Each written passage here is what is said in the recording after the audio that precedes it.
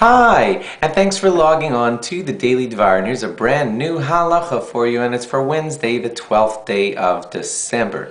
Wednesday is the last day of Hanukkah, and there are a couple of laws that I need you to know as we wrap up Hanukkah. First of all, of course, remember that all of the Al Hanisim additions, they go up in your davenings. They are said all day long on Tuesday night and of course on Wednesday up until the end of Mincha, or any benching that you do daytime on Tuesday.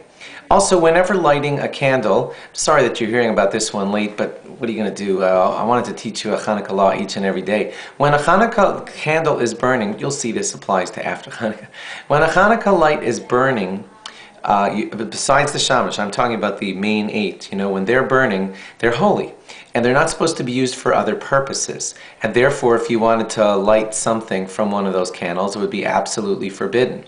It's so forbidden that even lighting one of the Hanukkah lights, like light number 5 that went out, light it from light number 4, that's not so simple. It's not so good to do that because it's the same idea. We would rather see the lights of the Hanukkah candles light nothing else because they are so absolutely holy. Now I know when one lights another, it's being used for the same holiness, but in order to preserve their holiness, it's actually best if you try never to light anything from the Hanukkah lights. If it ever happens that one of them goes out, you can certainly relight it from the shamash, which has no holiness, or from a lighter or match or anything else. But lighting anything from the Hanukkah candles, including one Hanukkah candle from another, is questionable.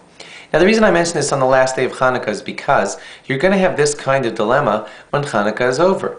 The cups still have oily wicks inside of them, and the oil, some oil is left inside of the menorah, and the question is what to do with all that stuff.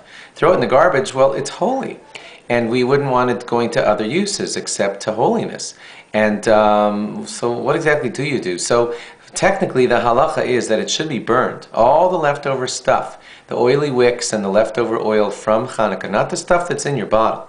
The oil bottle, that you can put away for next Hanukkah, but the oily, gunky things that are left over, what do you do with them? They're supposed to be burned. Might I suggest that a really good thing to do with them, since your parents might not appreciate you making a bonfire on the day after Hanukkah, a good thing to do with them would be to put them away with your lulav, wherever it's being stored, because when Erev Pesach comes and there's a mitzvah to burn stuff, the lulav should be thrown. It's a nice idea to throw the lulav into that fire so it's being used for a mitzvah as it goes up in smoke. Same thing with your leftover wicks and oil. You can throw that into the fire. That's going to burn the chametz a few months away on Erev Pesach after the winter's over. So please consider putting it away with that stuff so that it could be burned and also burned for a mitzvah.